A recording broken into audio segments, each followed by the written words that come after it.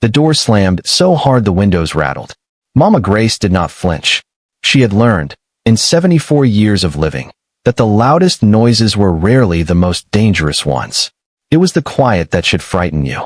The silence that followed a man who had already made up his mind. The stillness of a house where love had been replaced with performance. She had lived inside that kind of quiet for 3 weeks now, and every morning she woke up on that back porch, she understood it more deeply than the night before. But this story does not begin on the porch. It begins 41 years earlier, on a Tuesday morning in October, when a 33-year-old woman named Grace stood at the edge of a construction site with cracked hands and a 6-year-old boy tugging at the hem of her dress. "Mama," Raymond had said, looking up at her with his father's eyes. "Are we poor?" Grace looked down at him for a long moment. Then she crouched to his level, held his small face in both her hands, and said, "No, baby. We are just getting started." She believed that. She had to believe it, because believing it was the only thing standing between her and the kind of despair that swallows a woman whole. Her husband, Joseph, had died 8 months earlier, a crane accident at the same construction site, where Grace now carried stones for 60 cents per load. The company had offered a small settlement. She used every dollar of it to pay off what Joseph owed on their land. A 4-acre parcel registered in her name, set in a quiet county 3 states away, land that Joseph had always called their insurance policy. She had paid it off, kept the deed in a metal box under her bed, and never mentioned it to anyone again. Because the land was not for now. The land was for later. And Grace was a woman who understood the difference. She found work wherever she could. She washed clothes for families in the neighborhood, $3 per basket, 5 if the load was heavy. She swept the floor of a local shop every morning before sunrise for a flat monthly fee that barely covered Raymond's school lunch.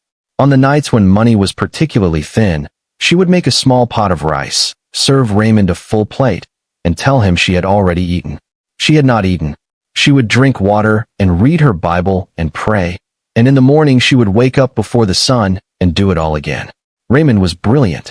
That was the word his teachers used from the time he was 7 years old, and Grace collected every report card, every commendation letter, every certificate of achievement like they were pieces of gold. She kept them in a folder she bought from the dollar store, and she would take that folder out on hard nights and read through every page. Not out of pride, out of fuel. Those pages told her it was working, that the cracked hands and the empty stomach and the silent suffering were accumulating into something real. By the time Raymond was 17, he had earned a full academic scholarship to a university 4 hours away. The morning he left, Grace stood on the porch of their small house and watched the taxi pull away, and she did not cry until he was completely out of sight. Then she sat down on the porch steps and wept for 20 minutes, not from sadness, but from the specific relief of a woman who had carried something heavy for a very long time and had finally been allowed to set it down.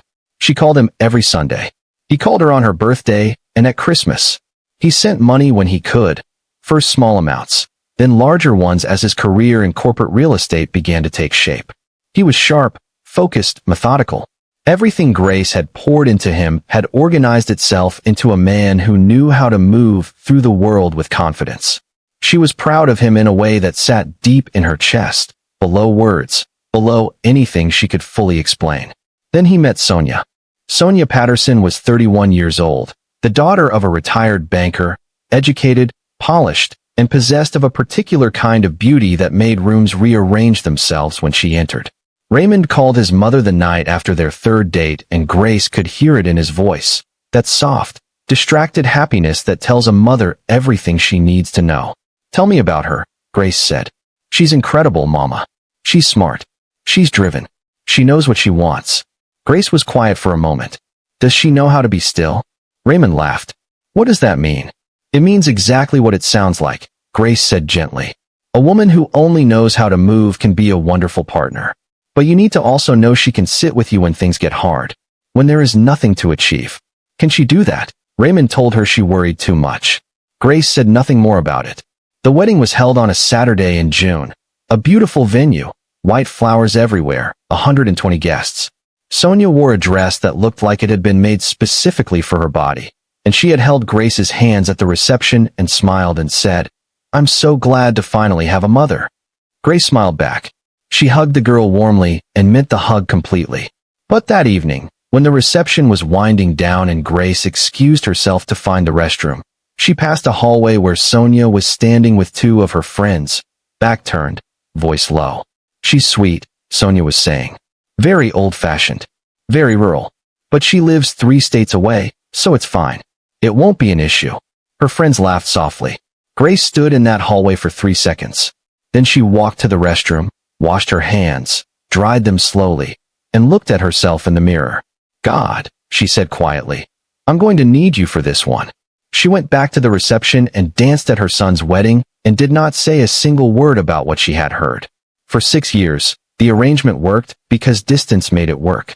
Grace stayed in her small house. Raymond and Sonia built their life in a large home in a well-appointed suburb, the kind of neighborhood with uniform lawns and cars that all seemed to have been purchased in the same year. Raymond visited twice a year. Sonia came once, smiled throughout the visit, and never came again. She always had a reason. A work commitment. A prior engagement. Grace always told Raymond it was fine. It was not fine. But Grace was not the kind of woman who planted seeds of discord between a man and his wife. She prayed instead. Every Tuesday and Thursday, the same days she used to go without eating, she fasted and prayed specifically for Raymond's marriage. She asked God to protect it. She asked God to soften Sonia. She asked God to keep her son's eyes open. She prayed those prayers faithfully for 6 years. Then, in the January of her 74th year, Grace had a mild stroke. She was alone when it happened, sitting at her kitchen table, drinking tea, when the left side of her face went slack and her hand lost its grip on the cup. The cup fell and shattered on the floor. Grace sat very still, cataloging what her body was doing with the calm precision of a woman who had survived too much to panic. She reached her phone. She called her neighbor, Mrs. Adele. Mrs. Adele called the ambulance. The stroke was mild enough that Grace recovered most of her function within 72 hours.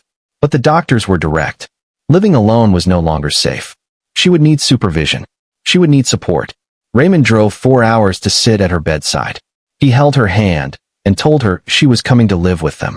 Grace looked at him carefully. "Raymond," she said, "are you sure?" "Of course I'm sure, Mama. You're my mother."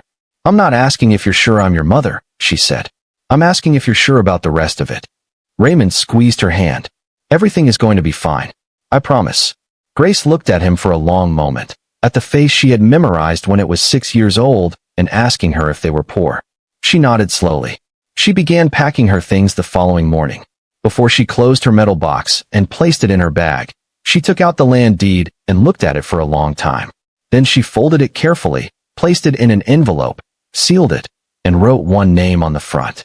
Lily, her granddaughter, 13 years old, Raymond's eldest child. The only person in that household whose eyes, Grace had noticed during her visits, still saw the world the way it actually was. Grace tucked the envelope into her Bible, closed the metal box, and prayed one final prayer in the house she had lived in for 38 years. "Father God," she said, "I don't know what's waiting for me, but you do, and that is enough." She picked up her bag and walked out the front door. Raymond's car pulled into the driveway at 6:30 in the evening. The house was large, red brick, 2 stories, a double garage, flower beds along the front walk that Grace could tell were maintained by someone paid to maintain them rather than someone who loved flowers. She sat in the passenger seat and looked at it through the windshield for a moment before opening the door. Sonia was standing in the doorway when they came up the front steps. She was wearing a cream blouse and tailored trousers, and her hair was pulled back perfectly, and she smiled the same smile Grace had seen at the wedding reception, wide, deliberate, deployed like a tool. "Mama Grace," she said, opening her arms. "Welcome. This is your home now." Grace hugged her. "Thank you, Sonia. You are very kind." Lily appeared behind Sonia's shoulder, tall for 13, with her father's serious eyes and a quiet watchfulness that Grace recognized immediately because she had worn it herself for most of her adult life. Lily looked at her grandmother, and something passed between them without words. Then Lily stepped forward and hugged Grace properly, the way young people rarely hugged old people anymore, fully, without the performance of it. "Hi, Grandma Grace," she said softly. "Hello, my love," Grace said, and held her a moment longer than necessary. Sonia led her through the house with the brisk efficiency of someone conducting a tour they had not wanted to give. The kitchen, stainless steel, immaculate. The living room, white sofas. Grace was immediately certain she was not supposed to sit on. The hallway lined with framed photographs, none of which included Grace, a fact she noted without expression. And finally, the guest room, clean, adequately sized, with a window that looked out onto the side yard. "This is you," Sonia said, gesturing at the room with a sweep of her hand. "Fresh linens. There's a bathroom just across the hall. Breakfast is at 7:30. I keep a pretty structured household, so it's best if we all stay on the same schedule." She said it pleasantly, but Grace heard the instruction underneath the pleasantness clearly. This was not a home that was going to reorganize itself around her. "Of course," Grace said. "I don't want to be any trouble." "You won't be," Sonia said, smiling, and left. That first week, Grace did what she had always done in unfamiliar circumstances. She made herself small, moved carefully, and observed everything. She woke at 5:30 every morning out of lifelong habit, made her bed with military precision, read her Bible for an hour, and then sat quietly until the house woke up. When Sonia came downstairs, she greeted her warmly. When Raymond left for work, she told him to drive safely. When Lily came through the kitchen before school, Grace always had a quiet word ready. Something small, something warm, a sentence that cost nothing but meant everything to a 13-year-old navigating the particular loneliness of being perceptive in a household that rewarded compliance. On the fourth day, Grace offered to help with dinner. She had been a gifted cook her entire life, the kind of woman whose kitchen produced smells that stopped people in the street. She went to the refrigerator and began assessing what was there, already composing a meal in her mind. Sonia appeared in the doorway. "Oh, Mama Grace, you don't have to do that. I have a system." "I don't mind at all," Grace said pleasantly. "I've been cooking since I was 9 years old. I would love to contribute."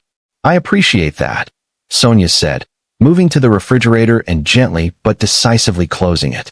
"But I really do have a system. Everything is portioned for the week. It would throw things off. Why don't you go rest? You've had a big few days." Grace looked at her for one calm moment. Then she nodded and dried her hands on the kitchen towel and went back to her room. She sat on the edge of the bed and folded her hands in her lap and breathed slowly. She did not go back to the kitchen again without being invited. The second week brought the first real shift. Sonia's younger sister, Danielle, called on a Wednesday afternoon to say she was coming to stay for the weekend and could she have the guest room. Sonia said of course without hesitation, and then came to find Grace that same evening. "Mama Grace, I'm so sorry about this," she said, leaning against the doorframe with an expression of practiced apology. "My sister is coming and I've promised her that room so many times. It's only for a few days. Raymond found a spot for you in the meantime. Just temporarily, of course." The spot Raymond had found was the storage room at the end of the ground floor hallway. It was narrow and smelled of cardboard and old paint. There was a folding cot against one wall and a floor lamp Raymond had brought in that threw a weak yellow light across stacked boxes and Sonia's collection of off-season coats hanging in dry-cleaning plastic. Raymond set up the cot himself, tucking the corners of the sheet in with the focused avoidance of a man who cannot meet his mother's eyes. "It's just for the weekend, Mama," he said. "Monday, you'll be back in the other room." "It's fine, Raymond," Grace said. "Are you sure?" "Because I can." "I said it's fine." She said it gently, but with the finality that only a mother can deploy. He nodded, kissed her forehead, and left quickly. Grace stood alone in the storage room and looked around it slowly. She was a woman who had slept on worse. She was a woman who had done harder things in smaller spaces. She made up the cot neatly, set her Bible on top of a box within arm's reach, and knelt on the concrete floor and prayed. Not for herself. For Raymond. Monday came and went. The guest room was not returned to her. Danielle extended her stay by a week. Then Sonia mentioned, very casually, very pleasantly, the way Sonia mentioned everything that was in fact not casual at all, that she was thinking of converting the guest room into a home office. She had been working from home more. She needed the space. Surely Mama Grace understood. Raymond told his mother this on a Tuesday evening, sitting on the edge of the storage room cot, hands clasped between his knees. He spoke to the floor. Grace watched him. She thought about the 6-year-old boy who had asked her if they were poor. She thought about the Tuesday nights she had gone without eating so he could have lunch money. She thought about the folder of report cards she had kept in a dollar store folder and read on hard nights to remind herself it was working. She thought about all of that, and then she said, "Okay, Raymond, whatever you need." He exhaled like a man who had been granted a pardon he did not deserve. "I'll make sure it's comfortable for you. I'll get you a better lamp. A proper mattress. Whatever you need, you just tell me." "I'm fine," she said. "Go be with your family." He left, and it was in that moment, in the specific silence after the door closed, and she was alone again in a storage room that smelled of cardboard and old paint, that Grace felt the first tremor of something she did not want to name. It was not anger. Grace was not a woman given to anger. It was something older than anger and more patient. It was grief. Grief for a version of her son she had carried stones and gone hungry to build, and who was now sitting in a comfortable house refusing to look at her. She opened her Bible.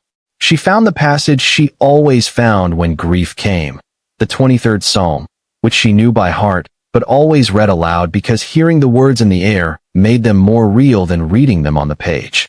She read it slowly, her voice low and steady in the small room, and by the time she reached the end she was not crying, but it was close. 3 days later, Sonia told Raymond the storage room was needed. She wanted to move some furniture from the garage, and the pathway was blocked. It was said over dinner, lightly, the way someone mentions they need to reorganize a cupboard. Sonia did not look at Grace when she said it. Raymond looked at his plate. That evening, without ceremony, without explanation, Raymond carried Grace's cot and her lamp and her small bag of belongings through the kitchen and out the back door onto the covered porch. He set the cot against the wall farthest from the yard, laid a blanket across it, and placed her Bible on top. There was no door between the covered section of the porch and the open yard. When the wind moved, Grace would feel it. He stood back and looked at what he had arranged with the expression of a man trying to convince himself he had done something acceptable. "It's warmer than you think out here," he said quietly. "Covered porch. The roof keeps the rain off." Grace said nothing. "Mama, go inside, Raymond," she said. He went inside. Grace sat on the edge of the cot in the dark and listened to the sounds of the suburban night, distant traffic, a dog somewhere, the muffled sound of the television through the back wall of the house. She did not unpack anything. She simply sat, and after a long time, she lay down on the cot, pulled the blanket up to her chin, closed her eyes, and began to pray. She prayed until she fell asleep, and she did not stop praying in the morning. The first night on the porch, Grace slept in 2-hour intervals. The wind came in from the yard in slow, deliberate waves, finding the gaps between the porch posts, and moving across her face with the cool indifference of something that did not know her and did not care. She pulled the blanket tighter and prayed in the spaces between sleep.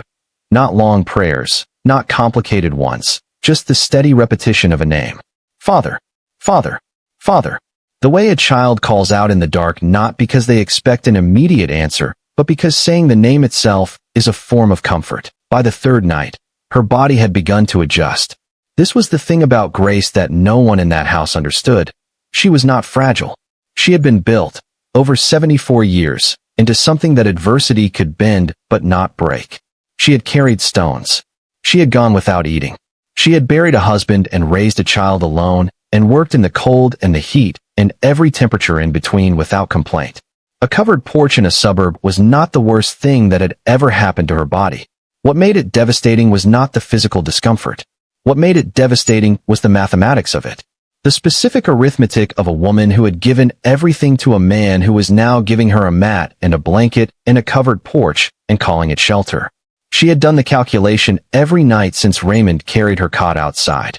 41 years of sacrifice divided by 3 weeks of residence. And the answer was a back porch in the dark. She had worked the numbers every which way, and the answer was always the same. She did not share this calculation with anyone. She simply noted it, filed it somewhere deep, and prayed over it until the sharpest edges went dull enough to sleep through. It was on the 5th night that Lily found her. The house was quiet. It was past midnight. Grace knew because she had been awake since 11, lying on her back watching the ceiling of the porch, listening to the neighborhood settle into itself. She heard the back door open and turned her head. Lily stood in the doorway in her pajamas, hair loose, holding a glass of water she had clearly come out to drink alone without expecting to find anyone. The two of them looked at each other in the dark. Lily's eyes moved from Grace's face to the cot, to the thin blanket, to the small arrangement of Grace's Bible and reading glasses on the porch floor beside her. Grace watched the girl's face process what it was seeing. The slow, terrible comprehension of a child whose intelligence has always been slightly ahead of what the adults around her wanted her to understand. "Grandma Grace," Lily said. Her voice was very careful. "Why are you sleeping out here?" Grace sat up slowly. "Come here, baby," she said. Lily crossed the porch and sat beside her on the cot. She was close enough that Grace could feel the warmth coming off her, and Grace was grateful for it in a way she hoped her face did not fully reveal. "Your father needed the space inside," Grace said simply. Lily was quiet for a moment. "This isn't right," she said. "Lily, it isn't, Grandma. You know it isn't." She said it without heat, without drama, with the flat, clear certainty of someone stating a fact rather than starting an argument. Grace looked at the girl's profile in the dark. 13 years old. Joseph's cheekbones, Raymond's eyes, and something else entirely that belonged only to Lily. A moral clarity that seemed to have arrived in her fully formed, as though God had packed it in with everything else when he made her. "I know," Grace said softly. "But some things are not for us to fix, baby. Some things we have to leave to God. What if God is waiting for us to do something first?" Grace looked at her for a long moment. Then she made a sound that was almost a laugh. A small, surprised exhale of something that was grief and wonder in equal measure. "You sound like your great-grandmother," she said. Lily reached over and took Grace's hand in both of hers, and held it the way old people hold young people's hands, with deliberate warmth, with intention. Grace let her. They sat together in the dark and did not speak for a while, and the silence between them was the good kind. The kind that does not need to be filled because what is being communicated is already moving between two people through something older than language. After that night, Lily came every evening. Not always at midnight. Sometimes just after dinner, slipping out the back door while Raymond watched television and Sonia made her evening calls in the upstairs office. She would bring things, a proper plate of food covered in foil, still warm, lifted quietly from the kitchen after Sonia had retired for the night. An extra blanket from the linen closet. Once, a pair of thick socks she had bought with her own allowance because she had noticed Grace's feet were cold. She left them folded on top of the Bible without comment, and Grace found them in the morning and pressed them to her chest for a long moment before putting them on. "You don't have to do this," Grace told her one evening. "I know," Lily said, in the same tone Grace used when she wanted a conversation to be over. Grace did not argue. She accepted the socks and the food and the company the same way she had always accepted Grace, with gratitude, and without the false dignity that refuses help in order to appear strong. Real strength, Grace had learned, knows when to receive. On the 8th evening, sitting side by side on the cot with Lily's head resting lightly on her shoulder, Grace told Lily about the land. She did not plan to tell her. She had been telling herself she would wait until the right moment, until she could sit Lily down properly with the envelope in hand and explain it with the formality the moment deserved. But the night was soft and Lily was warm beside her, and the words came out the way true things often do. Not dramatically, not with announcement, but quietly, the way water finds its level. "Lily," she said, "I need to tell you something important, and I need you to listen all the way to the end before you say anything." Lily lifted her head. "Okay. When your grandfather Joseph died," Grace began, "he left me a piece of land. 4 acres, registered in my name, in a county 3 states away. I paid it off with the settlement from the accident. I kept it all these years because I always believed it would matter eventually." She paused. "2 years ago I signed the deed over to you. Your name is on it. Only your name." Lily stared at her. "Mine. Yours. It's in an envelope inside my Bible. Right now, on that floor, it's sitting there." Grace glanced at the Bible beside the cot. "I chose you because you see things the way they are. You always have. Even when you were small. You would walk into a room and you knew. I don't know how to explain it better than that. Why didn't you give it to my dad?" Grace was quiet for a long moment. "Because your father is a good man who has made choices that a good man should not make. And I love him. I love him more than I can tell you. But love and wisdom are not the same thing. Your father has love. You have both." She paused. "The land is yours. Whatever it is worth, whatever it becomes, that is for you. Not for me. Not for him. For you." Lily looked down at their joined hands. She was quiet for so long that Grace thought she might not speak again that night. Then she said, "I'm going to take care of you, Grandma Grace." "You already are," Grace said. "No." Lily lifted her head and looked at her directly. "I mean properly. I don't know how yet, but I'm going to figure it out." Grace looked at the girl for a long moment. Then she reached up and touched her face gently with one hand. The same gesture she had used when Lily was 3 years old and had fallen and needed to know that someone had seen it. "I know you will," Grace said. They sat together until Lily's eyes grew heavy and Grace told her to go inside before she caught cold. Lily stood, squeezed Grace's hand once, and went back through the door. Grace listened to the soft sound of the latch catching. Then she reached down and picked up her Bible and held it in her lap without opening it. Inside the front cover, in a sealed envelope with one name written on the front, was a document worth more than anyone in that house, except Grace and Lily, knew existed. She closed her eyes. Outside, the neighborhood was very still. "Father God," she whispered, "let it be enough. Whatever comes next, let it be enough." Then she lay down, pulled the blanket up, and closed her eyes. Judge Harold Watkins had lived on Pembroke Lane for 19 years. He was 71 years old, recently widowed, and possessed of the particular alertness that comes to a man who has spent 3 decades in a courtroom reading the space between what people say and what they mean. He walked his dog, a slow, arthritic beagle named Counsel, every evening at 9 o'clock without exception. It was the kind of routine that becomes sacred after a wife dies and the house gets quiet in ways you were not prepared for. The walk was not about the dog. It was about having somewhere to go when staying still became unbearable.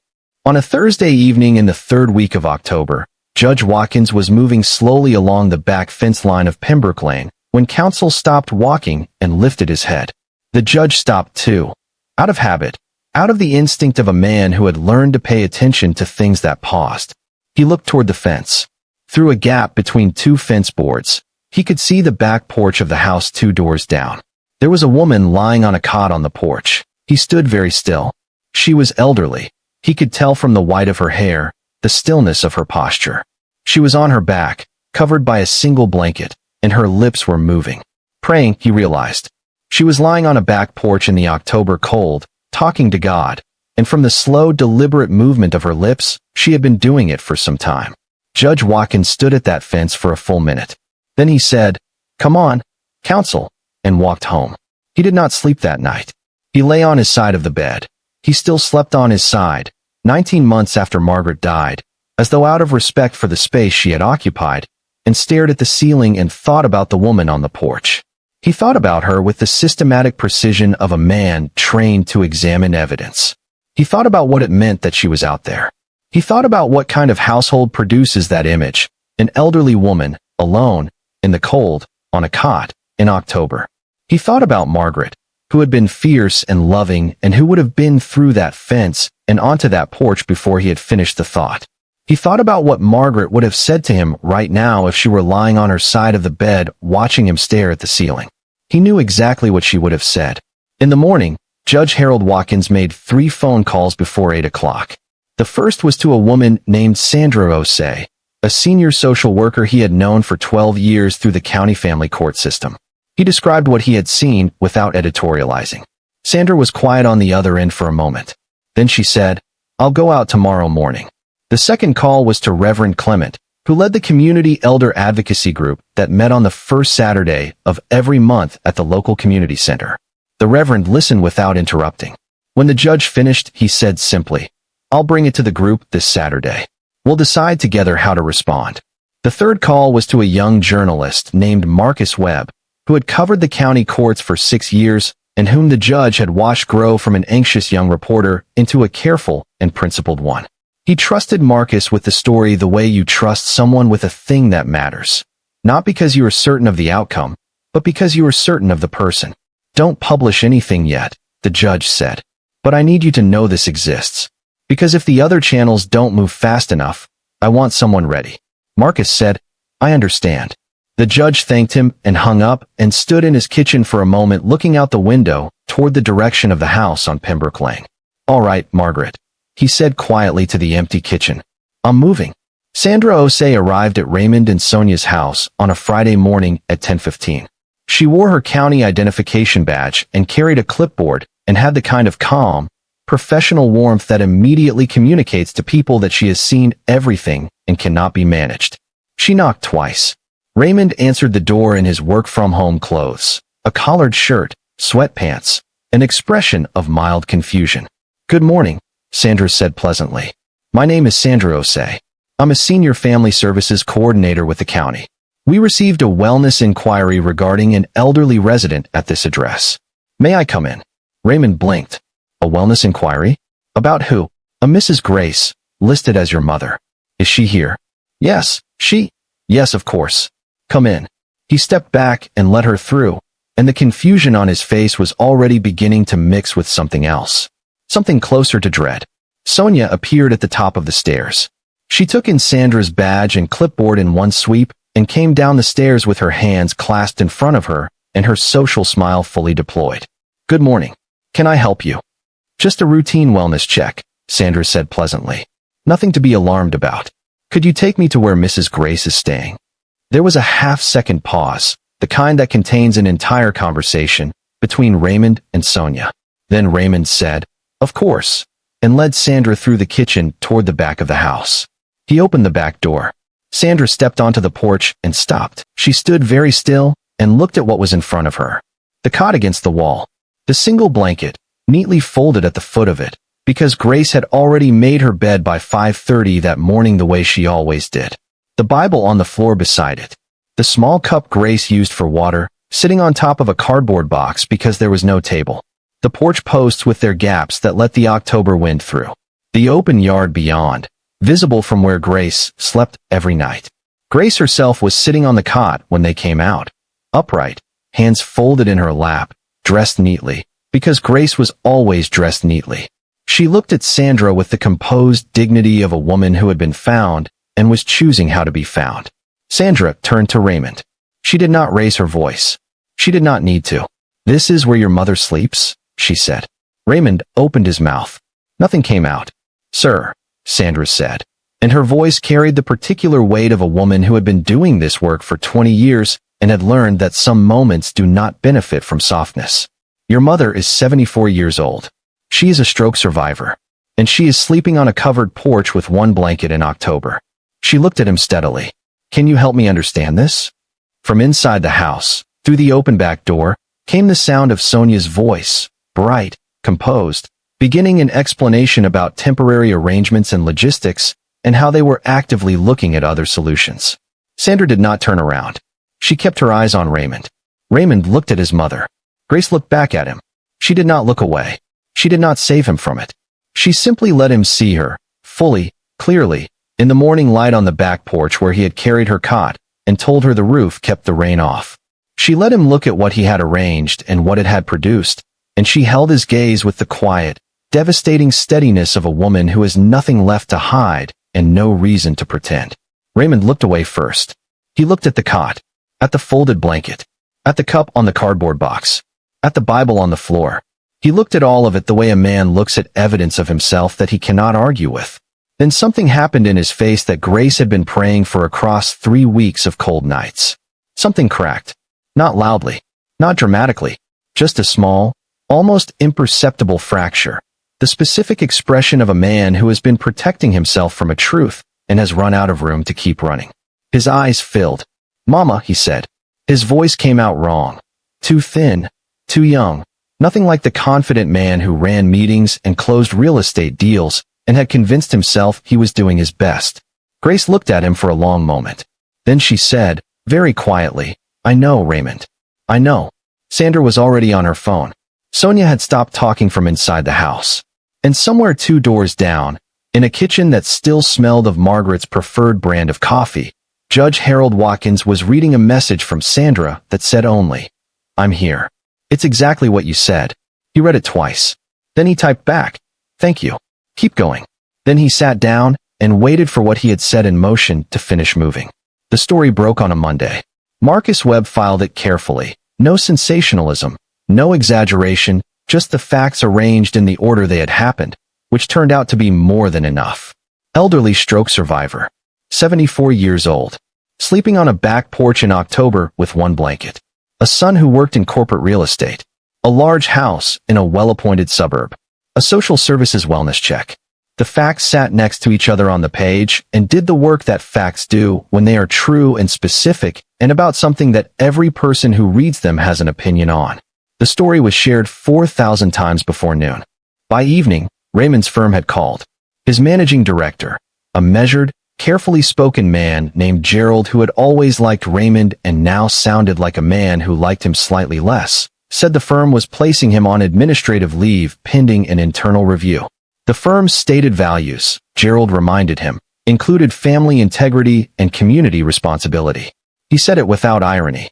Raymond sat in his home office with the phone against his ear and said nothing for a long time after Gerald stopped speaking. "Raymond," Gerald said finally, "is there anything you want to tell me? Anything that gives this a different context?" Raymond thought about his mother on the porch. He thought about the cot. He thought about the cup on the cardboard box. He thought about the way Grace had looked at him when Sandra Osei arrived. Not with accusation, not with anger, just with the full, clear, undefended truth of her face. "No," Raymond said quietly. "There's no different context." Gerald said the review would take 2 weeks. He said it in the tone of a man who hopes the person on the other end understands what 2 weeks means. Raymond understood. He hung up and sat in the office chair and looked at the wall. Sonia's world moved faster and less formally. Her phone began within hours of the story going live. Friends who texted in the careful, non-committal language of people distancing themselves from something that might damage them by proximity. A lunch she had scheduled for Wednesday was quietly canceled. The neighborhood women's group she had organized and led for 3 years went silent on the group chat in a way that communicated everything it needed to without a single direct word. By Tuesday evening, Sonia was sitting in the kitchen with a glass of wine she had poured at 4 in the afternoon, looking at her phone with an expression that moved between disbelief and a cold, dawning reckoning. "This is going to ruin us," she said when Raymond came downstairs. Raymond looked at her for a moment. "My mother slept on a porch for 3 weeks, he said. "In October. With one blanket." Sonia opened her mouth. "Don't," he said quietly. Not loudly. Not with anger. Just with a flatness that stopped her completely. He went to the refrigerator, took out a bottle of water, and went back upstairs. Sonia sat alone in the kitchen with her wine and her phone, and the specific silence of a woman who had miscalculated something fundamental and was only now beginning to understand the full dimension of what she had gotten wrong. Reverend Clement's elder advocacy group moved with the organized grace of people who have been waiting for a reason.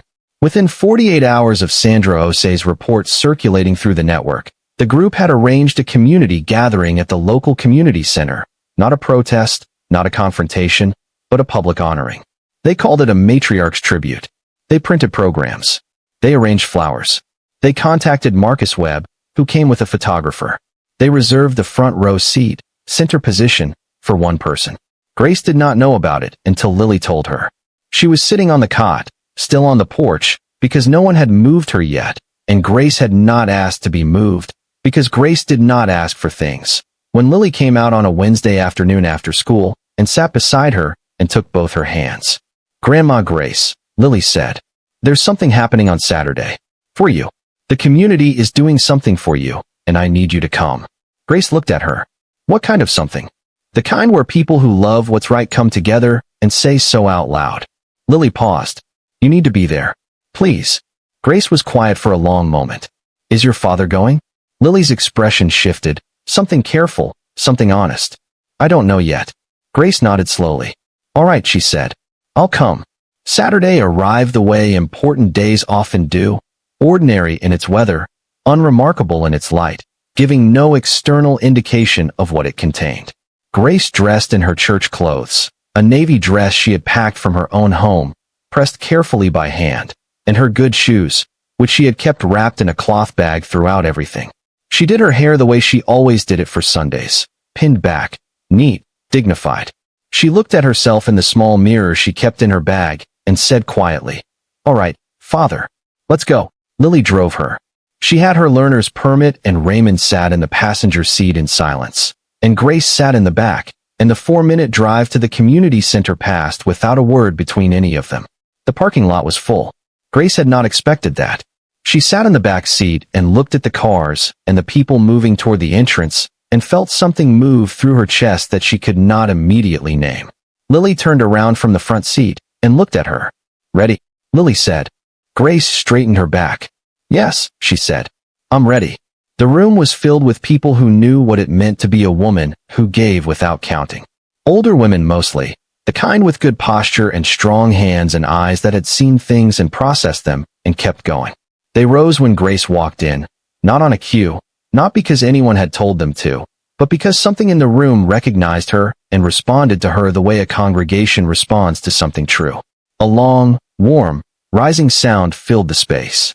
Grace walked to the front row center seat and sat down and pressed her hands flat against her thighs to keep them steady. Reverend Clement spoke first. He spoke about the specific kind of strength that does not announce itself, the strength that carries stones and goes without eating and prays on a cold porch in the dark and does not stop. He said that this kind of strength was the foundation every family was built on, whether the family remembered it or not. He said God always remembered it. The room said amen. Sandra Osei spoke next. She spoke about what she had seen on that back porch, not clinically, not as a case file, but as a human being who had walked out of that house and sat in her car for 10 minutes before she could drive. She said she had been doing this work for 20 years, and there were moments that reorganized something inside you permanently. She said this was one of them. Then they gave Grace the microphone. She stood slowly, smoothed the front of her navy dress, and looked out at the room. All those faces looking back at her. All that recognition. She took a breath. "I am not going to stand here and tell you I wasn't hurt," she said. Her voice was clear and steady. "I was hurt. I won't pretend otherwise, because pretending is a kind of lie, and I'm too old for lies." She paused. "But I prayed on that porch every night. Not for justice. I want you to understand that. I prayed for my son. I prayed that God would wake him up before something permanent happened to him. Before he became a man he couldn't find his way back from." She stopped. In the third row, an older woman was weeping openly. Grace looked at her with the specific gentleness of one woman who understands another. "I don't know if he's awake yet," Grace continued. "That answer belongs to God. But I know my granddaughter is going to be just fine. And I know that every woman in this room who has ever given more than she received, who has ever gone without so someone else could have, who has ever prayed alone in the dark and wondered if anyone was listening." She paused, and her voice dropped to something almost private. God was listening. He was listening to every single word. And he does not forget. The room rose again. The sound filled every corner. Grace sat down. Lily reached over and took her hand and held it tightly. And Grace held on and let the sound wash over her and closed her eyes and felt, for the first time in a very long time, fully seen. Raymond was not in the room. He was sitting in the parking lot in the car, engine off, windows up. He had been sitting there since they arrived. Through the community center wall, he could hear the sound, applause, voices, the specific resonance of a large room moved by something true. He sat with his hands on the steering wheel and listened to the world honor the woman he had put on a porch with one blanket in October, and the weight of it was enormous and precise and left him absolutely nowhere to go. He put his forehead on the steering wheel.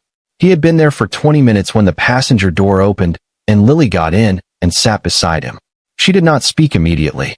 She sat the way her grandmother had taught her to sit, with patience, with presence, with the understanding that some silences need to be inhabited before they can be resolved. Finally Raymond said, "I don't know how to fix this." Lily was quiet for a moment. "You start by going inside," she said. Raymond lifted his head. His eyes were red. He looked at his daughter, 13 years old, with his mother's moral clarity and something else entirely that was only Lily, and nodded slowly. He got out of the car. Lily watched him walk toward the entrance. Then she reached into her jacket pocket and took out the envelope her grandmother had given her, the one that had lived inside a Bible on a porch floor for 3 weeks. She had taken it this morning, quietly, because she had a feeling today was the day it needed to move from hidden to held. She turned it over in her hands. Her name was written on the front in her grandmother's careful handwriting. Inside was a land deed for 4 acres registered in a county 3 states away, and a developer had been trying to acquire that land for 14 months, and its current appraised value was $1.4 million, and none of that was why Lily was holding it carefully in both hands in a parking lot on a Saturday morning. She was holding it because her grandmother had looked at every person available and chosen her. Had looked at a family full of adults and chosen the one person who had brought blankets in the dark and bought socks with her allowance and sat on a cold porch and said, "I'm going to figure it out." Lily put the envelope back in her pocket and got out of the car. Inside, she could hear her father's voice, halting, broken, beginning something long and necessary. She could hear her grandmother's voice responding, steady, unhurried, the voice of a woman who had prayed for this moment across 41 years of sacrifice and 3 weeks of cold nights, and had always believed it was coming. Lily walked through the door and let it close behind her. Outside, the morning was quiet. And somewhere in the still, unhurried logic of the universe, the things that had been set in motion by a woman who carried stones and went without eating and prayed in the dark without stopping were arriving, one by one, exactly as promised. Narrator, directly to camera, voice low and warm. Mothers, grandmothers, wise elders, if you have watched this far, then you already know something that Sonia did not understand until it was too late. You cannot build a life on the burial of the woman who built you. It does not hold. It never holds. I want to ask you something, and I want you to answer honestly in the comments below. If you were Grace, if your own child had put you on that porch, what would you have done? Would you have spoken up sooner? Would you have left? Or would you have stayed and prayed and trusted God the way she did? Share your wisdom with us. Not just your feelings, your life experience. Someone younger than you is reading those comments right now, and they need exactly what you have lived through. You are not just a viewer here. You are a teacher. And if you believe that the stories of our mothers and grandmothers deserve to be told with dignity, with truth, with the honor they have always deserved, please subscribe to this channel. Every time you subscribe, you are saying these women matter. Their stories matter. Their lives matter. Your support makes sure these messages keep reaching the people who need them most. Thank you for your wisdom. Thank you for watching. And remember, God sees every cold night, every silent prayer, every sacrifice that no one counted but Him. Nothing is hidden from Him. Nothing.